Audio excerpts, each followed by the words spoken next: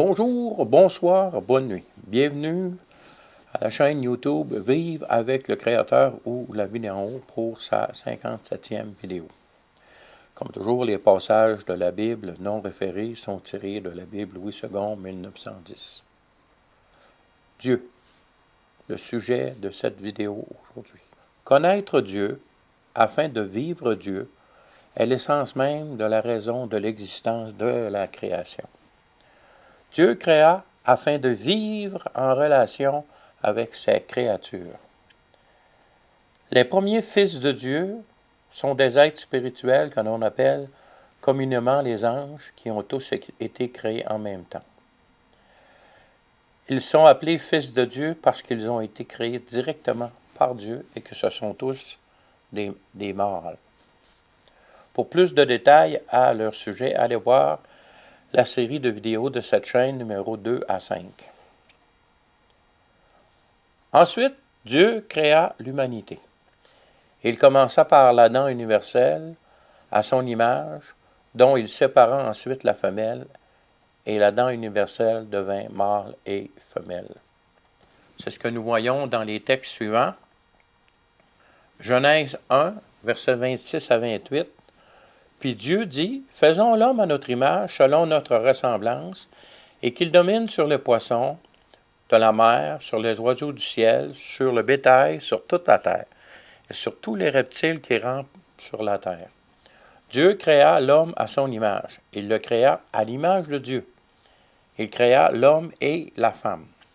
Dieu les bénit, et Dieu leur dit, « Soyez féconds, multipliez, remplissez la terre et l'assujettissez, et dominez sur les poissons de la mer, sur les oiseaux du ciel, et sur tout animal qui se meut sur la terre. » On va maintenant à Genèse 2, versets 18 à 23. Ces versets disent, « L'Éternel Dieu dit, « Il n'est pas bon que l'homme soit seul. Je lui ferai une aide semblable à lui. » L'Éternel Dieu forma de la terre tous les animaux des champs, tous les oiseaux du ciel, et les fit venir vers l'homme pour voir comment il les appellerait. Et afin que tout être vivant portant le nom que lui donnerait l'homme. Et l'homme donna des noms à tout le bétail, aux oiseaux du ciel et à tous les animaux des champs. Mais pour l'homme, il ne trouva point d'aide semblable à lui. Alors l'Éternel Dieu fit tomber un profond sommeil sur l'homme qui s'endormit. Il prit une de ses côtes et referma la chair à sa place. L'Éternel Dieu forma une femme de la côte qu'il avait prise de l'homme et il l'amena vers l'homme. Et l'homme dit, « Voici cette fois celle qui est os de mes os et chair de ma chair, on l'appellera femme, parce qu'elle a été prise de l'homme. » On voit clairement ici que Adam a été formé à l'image de Dieu avant que la femme soit séparée de l'homme. Alors, la femme est elle aussi à l'image de Dieu, étant donné qu'elle fait partie de l'Adam universel qui ensuite a été divisé en mâle et femelle par l'action divine. Mais lors de la création initiale, donc l'homme et la femme qui étaient ensemble, dans une même chair, dans un même corps, ont été créés et formés à l'image de Dieu. L'ordre de déroulement de ces événements est important. Les anges sont actifs dans la gestion de la création physique que nous voyons de nos yeux. Voilà pourquoi ils ont été créés avant et que la terre était informe et vide. Nous sommes incapables de les voir du fait de leur nature uniquement spirituelle. En ce sens, ils sont fils de Dieu, car Dieu est spirituel.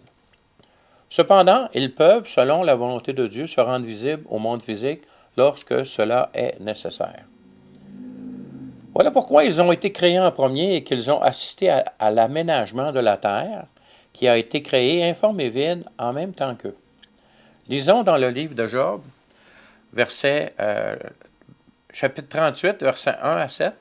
L'Éternel répondit à Job du milieu de la tempête et dit, « Qui est celui qui obscurcit mes desseins par des discours sans intelligence? Saint terrain comme un homme vaillant, je t'interrogerai et tu m'instruiras. » Essentiellement, ce que Dieu dit à Job, « T'étais-tu là quand j'ai créé la terre?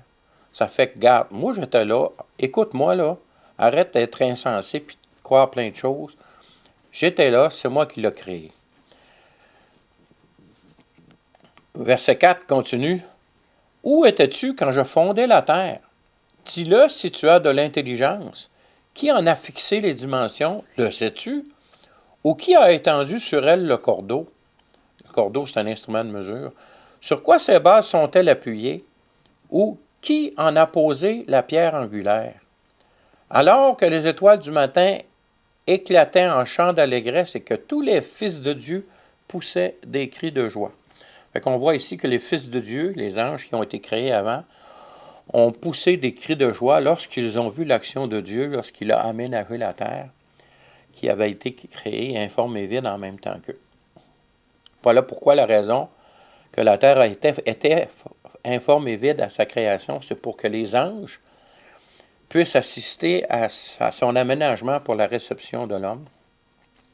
Et parce que ces mêmes anges ont un rôle à jouer dans la gestion et l'opération de cet univers physique dans lequel nous vivons.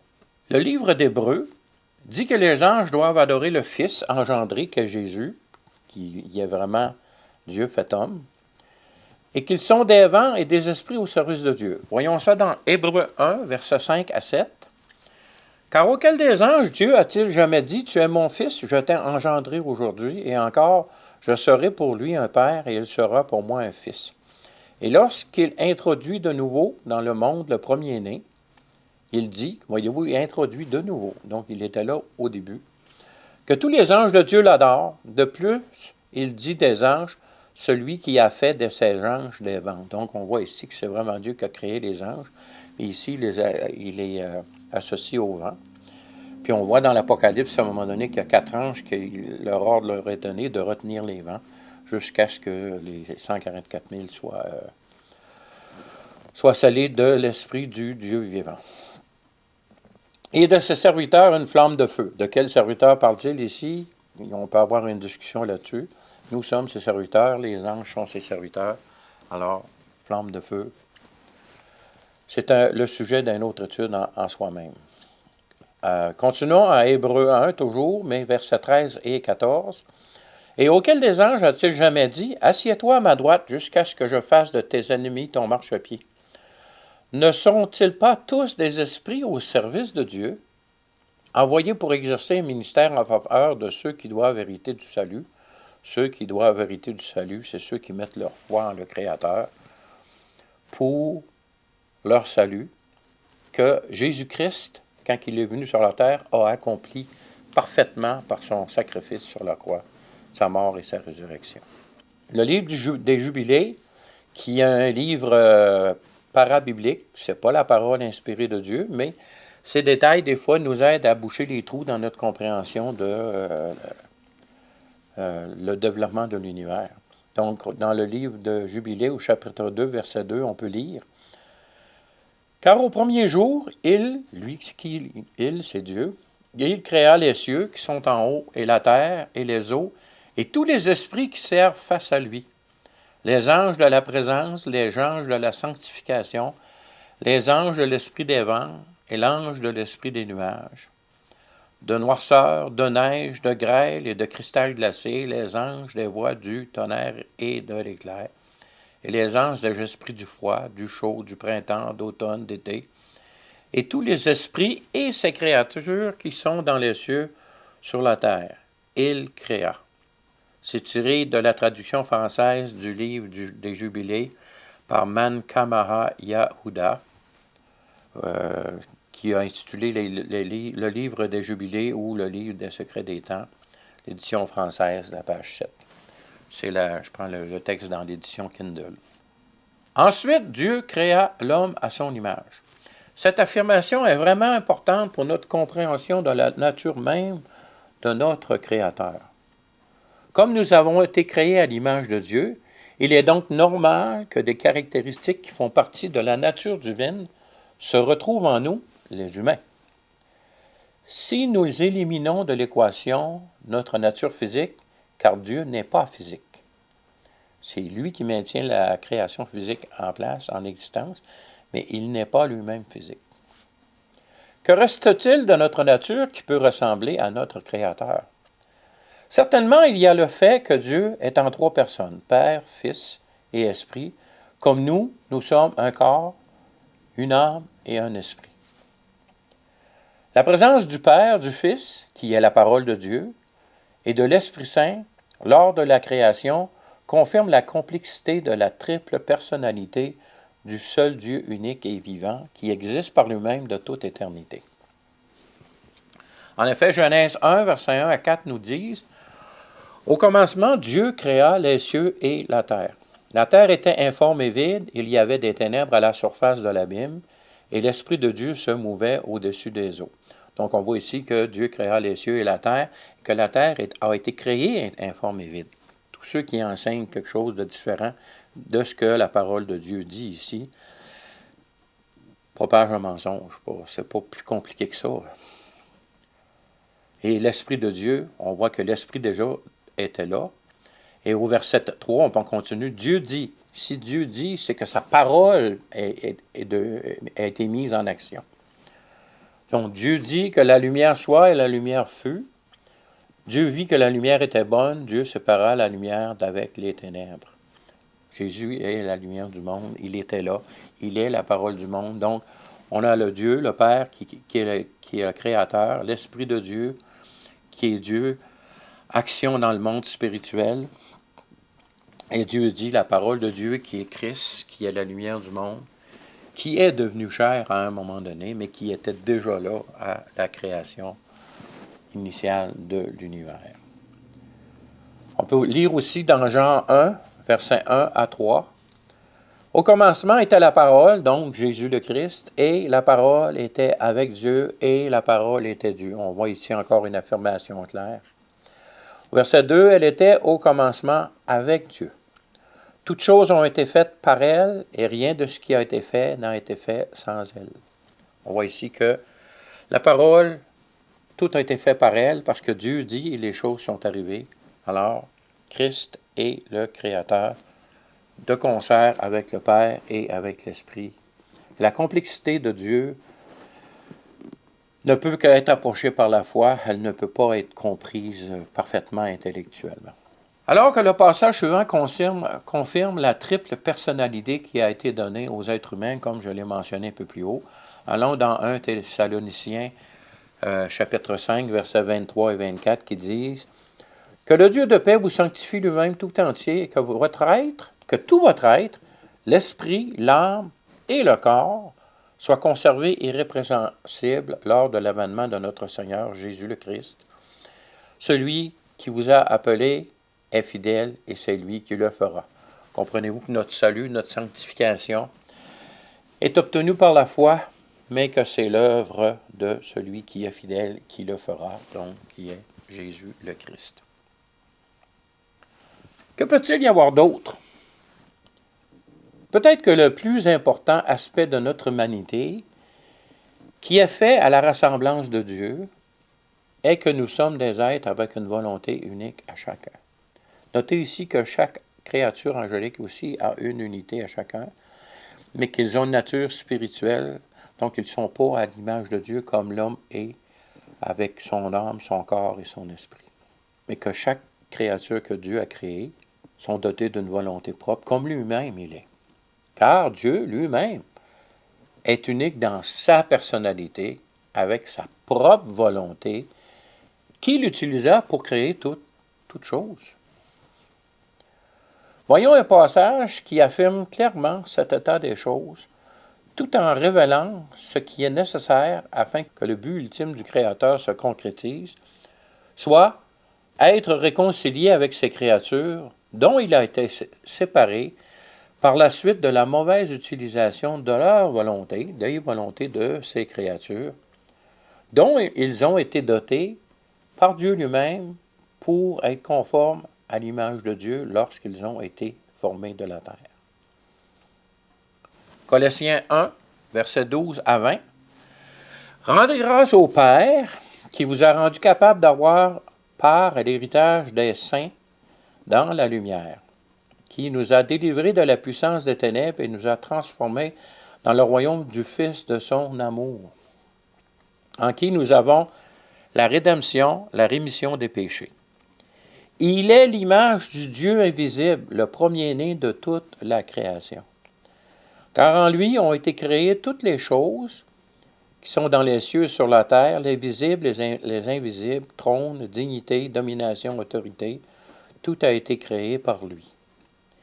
Il est avant toute chose et toute chose subsiste en lui. On voit ici clairement que le Fils, qui est la parole, fait partie intégrante de Dieu, même si à un moment donné, il est venu chair, il est devenu chair, il est devenu 100% homme, alors qu'il était déjà 100% Dieu. Mais notez qu'un passage affirme que lorsqu'il est venu comme un homme sur terre, il a renoncé à ses droits divins pour vivre la vie d'un homme normal, ce qui l'a amené à la crucifixion. La seule différence entre nous et lui, c'est qu'ayant renoncé à son statut divin, il fut capable de vivre quand même une vie sans péché, sans se détourner de la volonté parfaite de Dieu, parce qu'il était lui-même Dieu, mais il l'a vécu avec la puissance de son humanité, parce qu'il a lui-même renoncé à sa divinité pendant cette période-là.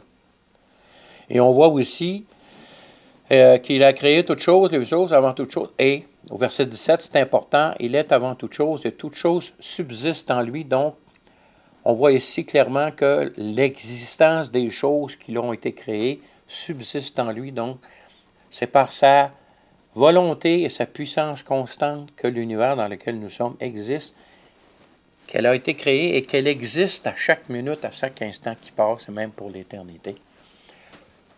Penser pouvoir vivre séparé de Dieu est une folie que seuls des êtres insensés peuvent endosser. Donc, verset 18 aussi affirme clairement, il est la tête du corps de l'Église, il est le commencement, le premier-né d'entre les morts, afin d'être en tout le premier. Car Dieu a voulu que toute plénitude habitant en lui. Il a voulu par lui réconcilier tout avec lui-même, tant ce qui est sur la terre que ce qui est dans les cieux, en faisant la paix par lui, par le sang de sa croix. Fait qu'on voit ici que c'est volontairement que Dieu a prévu la venue et la naissance de Jésus le Christ, donc de devenir en chair, afin d'accomplir la rédemption, pour que tout être spirituel et tout être humain puisse être réconcilié, pardonné de ses péchés. On s'entend que les anges qui se sont rebellés alors qu'ils n'ont vu l'action directe de Dieu lors de la formation de la terre, qui se sont rebellés, il n'y a aucune rédemption possible pour eux. Mais les anges qui ne se sont pas rebellés vont être libérés du combat du péché lorsqu'après le grand trône blanc, le grand jugement du trône blanc, tous les pécheurs et tous les anges rebelles vont être jetés dans le lac de feu pour l'éternité. Notez que pour ceux qui, pour donner suite à leur repentance, ont vécu le miracle de la nouvelle naissance par le miracle du Saint-Esprit, de l'Esprit Saint, qui nous a été acquise par le sacrifice de Jésus sur la croix. Ils doivent toujours, par l'exercice de leur propre volonté, maintenant marcher par l'Esprit comme des dignes enfants de Dieu qu'ils sont devenus. Donc, la nouvelle naissance nous fait devenir enfants de Dieu, mais ce statut légal, cette nouvelle naissance dans un monde nouveau, tout comme un enfant naissant doit apprendre à marcher, doit apprendre à parler, doit apprendre à obéir, un nouvel enfant de Dieu, qui est né de nouveau par le miracle de l'Esprit Saint, doit lui aussi continuer à faire effort de volonté pour apprendre à vivre dignement la vie d'un enfant de Dieu sur cette terre. Une vie qui est impossible à vivre sans la nouvelle naissance. On s'entend qu'il y a des personnes qui, dans certains contextes, peuvent jouer la comédie, peuvent agir comme une personne qui est née de nouveau sans l'être. Mais à un moment donné, ils vont craquer. Ils ne pourront pas vivre vraiment. Ils vont pouvoir vivre en apparence, mais pas dans le cœur, pas à l'intérieur. La transformation de l'intérieur ne se fera jamais. C'est l'explication de la parabole du champ de blé où ce que l'ennemi vient et sème l'ivraie. Alors, examinez-vous vous-même à savoir si vous êtes vraiment né de nouveau et si vous n'êtes pas juste une personne religieuse qui imite ceux qui sont nés de nouveau. Parce qu'il n'y a aucune transformation qui ne peut se faire permanente dans la vie ou dans le cœur d'une personne sans qu'elle soit née de nouveau et que ce soit fait par le Saint-Esprit, par l'Esprit de Dieu lui-même. Romains 8 affirme ces choses clairement, versets 9 à 14, et Romains 13, versets 13 à 14, lisons maintenant ces versets. Pour vous qui ne vivez pas selon la chair, mais selon l'Esprit, donc qui sont nés de nouveau, si du moins l'Esprit de Dieu habite en vous. Si quelqu'un n'a pas l'Esprit de Christ, il ne lui appartient pas. C'est exactement ce que je disais. Vous pouvez imiter, mais si vous n'êtes pas né de nouveau, vous n'avez pas l'Esprit de Dieu, vous ne lui appartenez pas. Verset 10. Et si Christ est en vous, le corps, il est vrai, est mort à cause du péché. Ce qui est affirmé ici, c'est notre corps ne pourra jamais être retransformé, la décadence, le péché y est attaché. Alors, notre vraie liberté, notre pleine obéissance ne sera rendue possible que lorsque nous décéderons et que ce corps de chair déchu soit remis dans la terre. Lors de l'enlèvement, ce qui va se produire, c'est ceux qui sont morts en Christ vont premièrement ressusciter, mais ceux qui sont vivants vont être débarrassés en un instant, en un clin d'œil, de ce corps de chair pour revêtir le corps spirituel, le nouveau corps éternel, au même titre que ceux qui vont avoir ressuscité avant. Mais ça va se faire très, très rapidement, donc ça va quasiment être simultanément. Humainement parlant, ça va être simultanément. Seul Dieu est capable de faire la différence de ceux qui vont ressusciter avant et de ceux qui vont être transformés. Parce qu'il est le Tout-Puissant. Il a une capacité qu'on ne peut même pas imaginer. Donc, verset 10, continuons. Il est vrai, est mort à cause du péché, mais l'Esprit est vie à cause de la justice. Et si l'Esprit de celui qui a ressuscité Jésus d'entre les morts habite en vous, celui qui a ressuscité Christ d'entre les morts rendra aussi la vie à vos corps mortels par son Esprit qui habite en vous. Ainsi donc, frères, nous ne sommes point redevables à la chair pour vivre selon la chair. Si vous vivez selon la chair, vous mourrez. Mais si par l'Esprit vous faites mourir les actions du corps, vous vivrez. Car tous ceux qui sont conduits par l'Esprit de Dieu sont fils de Dieu. Romains 13, 14. Marchons honnêtement, comme en plein jour, loin des excès de l'ivrognerie, de la luxure, de l'impudicité, des querelles et des jalousies. Mais revêtez-vous du Seigneur Jésus-Christ et n'ayez pas soin de la chair pour en satisfaire les convoitises. Donc on voit clairement ici que l'enfant de Dieu né de nouveau doit, par un effort de volonté, marcher dans la sainteté, ce qui va transmettre cette nouvelle vie spirituelle déjà acquise dans son esprit à son âme. Et même, il doit assujettir son corps qui, lui, aura toujours cette tendance vers le péché jusqu'au moment où il sera transformé et glorifié pour devenir un corps spirituel. Quelle merveilleuse promesse. J'ai vraiment hâte d'être rendu là. Jusqu'à maintenant, nous avons vu que Dieu est quelqu'un qui a sa propre personnalité, sa propre volonté, comme nous avons notre propre personnalité et notre propre volonté. Nous sommes à son image. Mais nous ne sommes pas et nous ne serons jamais des dieux. Premièrement, Dieu existe de toute éternité, ce qui ne nous sera jamais possible, car c'est lui qui, à un moment donné, de sa propre volonté, nous a créés. Même s'il nous a créés éternels, nous ne serons jamais éternels de toute éternité, comme lui, il est. Deuxièmement, il est doté de plusieurs qualités que nous ne posséderons jamais. Quelles sont ces qualités? Premièrement, il est tout puissant. Éphésiens 6, versets 10 à 13, l'affirme clairement. Au reste, fortifiez-vous dans le Seigneur et par sa force toute puissante. Revêtez-vous de toutes les armes de Dieu, encore là, c'est l'effort de la volonté de celui qui est né de nouveau, afin de pouvoir tenir ferme contre les ruses du diable. N'oubliez pas que nous sommes en guerre. Car nous n'avons pas à lutter contre la chair et le sang, mais contre les dominations, contre les autorités, contre les princes de ce monde de ténèbres, contre les esprits méchants dans les lieux célestes. Comprenez que quand il parle de la chair et le sang, il parle des personnes terrestres. Les personnes terrestres sont influencées par les dominations, les autorités et le prince de ce monde de ténèbres, ce qui les fait agir de certaines façons. Donc, lorsque quelqu'un vous fait une méchanceté, plutôt de tomber en colère contre cette personne-là, priez pour elle, afin qu'elle soit libérée de l'emprise et de l'influence de ces esprits déchus qui la poussent à faire ces choses, même si elle est complètement ignorante de la situation. Nous qui sommes enfants de Dieu savons ces choses. Voilà pourquoi Jésus a dit, priez pour vos ennemis, aimez ceux qui vous persécutent. Parce que ces gens-là, ils sont manipulés par des esprits, et c'est par nos prières que, s'ils finalement, ils tournent leur volonté vers l'amour du Créateur, ils pourront en être débarrassés. Verset 13, pour finir ce passage-là, c'est pourquoi prenez toutes les armes de Dieu afin de pouvoir résister dans les mauvais jours et tenir ferme après avoir tout surmonté. Paul dit à un moment donné, je peux tout par celui qui me fortifie, le Christ Jésus, par l'Esprit de Dieu qui habite en nous, qui a accompli la nouvelle naissance. Tout est possible. Comprenez que durant un apprentissage, il y a des erreurs, il y a des échecs, il y a des chutes. Mais ça fait partie de l'apprentissage. Il faut relever. La Bible dit, 7 fois le juste tombe et 8 fois le Seigneur le relève.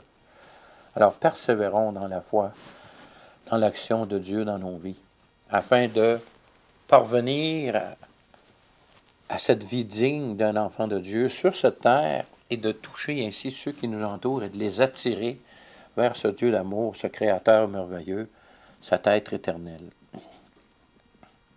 Deuxième qualité que nous n'aurons jamais, il connaît toutes choses.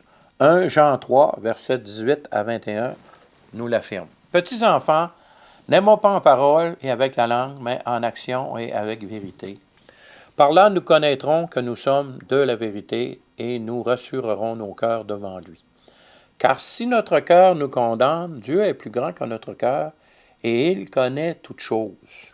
Bien-aimés, si notre cœur ne nous condamne pas, nous avons de l'assurance devant Dieu. Dieu connaît toutes choses. La parole de Dieu affirme que son esprit est comme une épée tranchante qui est capable de séparer l'os de la moelle. Donc, connaît toutes choses, tout puissant, c'est des caractéristiques que nous n'aurons jamais. Nous aurons par contre la chance d'être enfants de Dieu et être près de lui, de l'avoir comme Père. C'est merveilleux comme promesse. Notez aussi qu'il est partout à la fois, car c'est la puissance de sa présence qu'il créa et qu'il maintient toutes choses en existence. Comme on a vu un peu plus haut, il a créé par sa puissance, mais il maintient toutes choses à l'existence par sa puissance.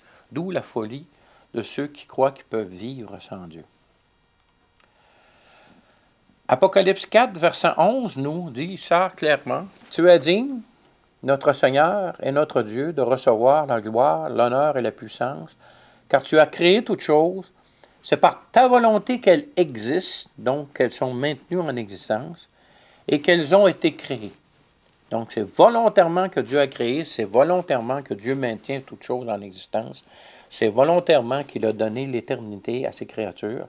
Voilà pourquoi le besoin de l'existence du grand lac de feu éternel pour le châtiment de ceux qui refusent l'amour de ce merveilleux Créateur. Il est aussi immuable. Il n'y a aucune ombre de variation, comme l'affirme Jacques, chapitre 1, versets 16 à 18. « Ne vous y trompez pas, mes frères bien-aimés. Toute grâce excellente, tout don parfait descendant d'en haut, du Père des Lumières, chez lequel il n'y a ni changement, ni ombre de variation. Il nous a engendrés selon sa volonté, par la parole de vérité, afin que nous soyons en quelque sorte les promesses de ses créatures. » Donc, il est immuable. Il n'y a aucun changement. Peu importe ce que Dieu crée, il est toujours hors de sa création. Et même si sa puissance est utilisée pour maintenir et pour tout ce qu'il a créé en existence, il est tout puissant. Donc, tout puissant dit que tu as beau l'utiliser, la puissance, il y en a tout le temps, et elle ne diminue pas. Et que Dieu, c'est par sa volonté encore ici que c'est affirmé. Donc, c'est quelqu'un qui a une volonté propre, comme nous-mêmes avons notre propre volonté. Ceux qui disent que Dieu n'a pas de volonté, ben, ils ne croient pas que Dieu nous a créés à son image.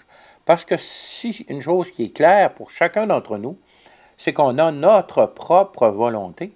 Personne ne peut nous forcer à faire des choses si nous ne le voulons pas. C'est sûr qu'on peut être, si quelqu'un te met un fusil sur la tempe et dit si tu fais ça ou je te tue, ben on peut être forcé dans ce sens-là, mais il reste que même si on le fait par crainte de mourir, c'est pas volontairement qu'on le fait parce qu'on ne veut pas ça.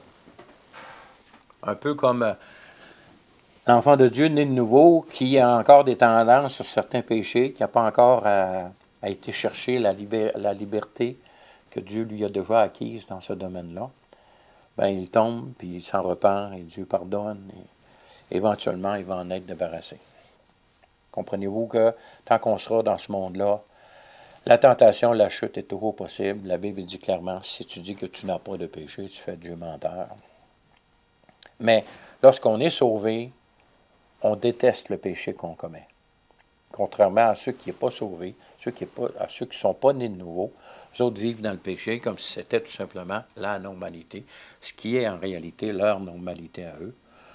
Ça devient anormal lorsque tu deviens né de nouveau. C'est pour ça qu'il y a des personnes qui peuvent fréquenter des églises pendant 20 ans, 40 ans, qui jouent la comédie, parce que lorsqu'ils sont en église, ils sont beaux et gentils, mais lorsqu'ils sortent d'église, ils reprennent leur vraie nature. Mais ça passe inaperçu. Dieu connaît les cœurs, comme on vient de voir. Si ton cœur te condamne, quand tu es enfant de Dieu, Dieu ne te condamne pas parce qu'il n'y a aucune condamnation pour ceux qui sont en Jésus le Christ. Donc, verset 18, pour reprendre à Jacques 1, « Il nous a engendrés selon sa volonté, par la parole de vérité, donc par Jésus-Christ, afin que nous soyons en quelque sorte les prémices de ces créatures qui sont sanctifiées dans le fond par la nouvelle naissance et par la présence de l'Esprit Saint, de l'Esprit de Dieu, de l'Esprit de Christ, qui sont tous la même personne en nous. » En conclusion, à ce que nous venons de voir dans cette vidéo, nous pouvons affirmer sans l'ombre d'un doute que le Créateur éternel est le seul Dieu vivant, car toutes choses existent et sont maintenues en existence par sa toute-puissance. Il est aussi partout en même temps et dans tous les temps à la fois. Comprenez que aujourd'hui, en février 2023, il est partout dans l'univers, mais il est aussi partout dans l'univers en février 2024.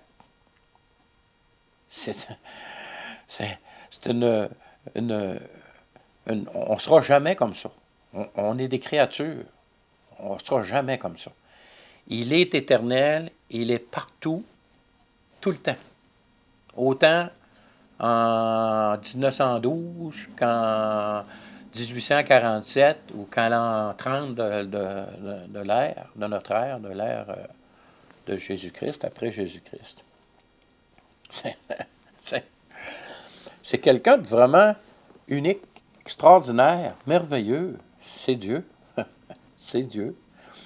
Toutes les créatures, les anges rebelles qui ont allé chercher le qualificatif d'être Dieu et de se faire adorer et servir par les humains, ne sont que de créatures qui sont, oui, plus puissants et plus forts et plus capables que n'importe quel humain, mais qu'ils sont quand même que des créatures. Continuons, il connaît toutes choses aussi. On ne sera jamais à ce niveau-là. Il n'y a aucune variation en lui, il est donc immuable. Donc, peu importe l'action de Dieu, il reste lui-même tout le temps, il ne changera pas. La source de son énergie est intarissable. Et il a beau dépenser l'énergie qu'il veut, il est tout puissant, donc son énergie est toujours complète. Difficile à comprendre pour nous qui faisons 8 heures de travail et puis ont besoin de 8 heures de sommeil pour être capable de refaire un autre 8 heures. Ce n'est pas le cas du Créateur. La Bible dit il ne dort jamais, il ne sommeille jamais, il est toujours à l'œuvre. Il nous a aussi créés afin que nous ayons une relation éternelle avec lui. Donc, pour avoir une relation avec quelqu'un, il faut que ce soit deux personnes. Deux personnes peuvent. Donc, Dieu est vraiment quelqu'un. Il est une personne. Et il veut cette relation avec toi. Il veut cette relation avec moi, avec nous. Et que nous ayons des relations les uns avec les autres. Le plus grand commandement n'est-il pas: aime Dieu de tout ton cœur, de toutes tes forces, de toutes tes pensées, et ton prochain comme toi-même? C'est un Dieu vivant, c'est une personne de relation qui veut qu'on s'aime les uns les autres. Il a pourvu aussi à notre rédemption par son Fils, le Christ Jésus, parce que nous avons mal utilisé la volonté qu'il nous a donnée, selon l'image qu'il a mis de lui en nous. Il est volontaire, il nous a créés volontaires. Tout ça afin que la relation qu'on développe avec lui soit une relation d'amour. Sans liberté, le vrai amour n'existe pas. Dieu nous a créés avec amour et veut que nous l'aimons volontairement. Ceux qui se rebellent, recevront le désir de leur cœur, c'est d'être séparés de Dieu pour l'éternité, mais ils vont être aussi séparés des autres. Le lac de feu est comparé souvent à un endroit de noirceur où c'est que chacun est isolé et que tu tombes constamment dans une chute infinie et que tu vis toutes les douleurs de ton corps suite au niveau de péché que tu auras fait durant ta vie. On s'entend que l'ennemi de Dieu aura plus de souffrance que la bonne personne qui ne s'est jamais souciée de connaître Dieu. Comprenez-vous ce que je veux dire? Il y a différents niveaux de récompense à ceux qui obéissent à Christ, mais il y a différents niveaux de châtiment. Et contrairement à ce que plusieurs pensent que en enfer, c'est Satan qui règne, c'est le contraire, il va être le plus bas. Il va être le plus seul, le plus souffrant. C'est triste. C'est vraiment triste. On ne souhaite pas ça à personne. Mais c'est de leur propre choix que ces gens-là, ou que ces anges-là, ont décidé d'aller contre Dieu. Ils ont refusé la vie merveilleuse et parfaite que Dieu leur offrait pour l'éternité. Dieu respecte la volonté qu'il a donnée et il veut qu'on respecte sa volonté de la même façon. Une étude plus profonde de toute la Bible nous révèle aussi plusieurs autres de ses qualités comme sa bonté, sa sainteté, sa justice, sa fidélité. Le connaître, lui, en fait, c'est l'histoire de toute une vie qui commence sur cette terre pour se continuer dans l'éternité. On ne s'ennuiera pas dans l'éternité, ça va être fantastique. On va être dans la présence de Dieu, on va le connaître de plus en plus. Merci Seigneur. Bref, le connaître est la chose la plus merveilleuse qui puisse arriver à un être humain. Prenez donc vos distances de ceux qui enseignent que Dieu est mort, parce qu'il a tout épuisé son énergie, qu'il n'est qu'une force impersonnelle qu'on doit aller chercher en faisant des rituels puis quoi que ce soit, là. C'est pas par nos œuvres, c'est par l'œuvre de Dieu qu'on est sauvé. Et Dieu n'est pas une force, n'est pas une source dans laquelle on peut s'abreuver, puis que ça le fait diminuer. Au contraire, lorsqu'on est né de nouveau, on a accès à la source qui est Dieu, mais il n'en est jamais diminué. Et c'est pas juste une force, c'est quelqu'un, il va avoir une relation, il y a une volonté. Tous ceux qui vous enseignent aussi que vous pouvez devenir Dieu, on a vu que Dieu a des attributs que nous n'aurons jamais, nous ne serons jamais des dieux.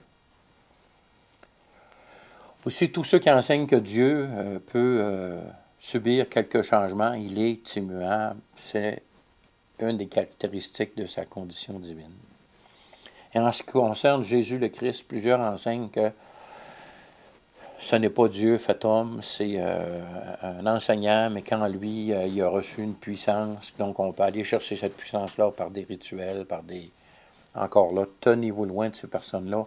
Ce ne sont que des mensonges qui ne servent qu'à vous éloigner du seul vrai Dieu vivant, dont le seul chemin pour l'atteindre est la vie parfaite de Jésus le Christ, qui a dit clairement dans Jean 14, versets 4 et 6, Jésus lui dit, il dit ça à Thomas, pour aller voir le contexte, là, je suis le chemin, la vérité et la vie. Nul ne vient au Père que par moi. Si vous me connaissez, vous connaîtriez aussi mon Père. Si vous me connaissiez, vous connaîtriez aussi mon Père.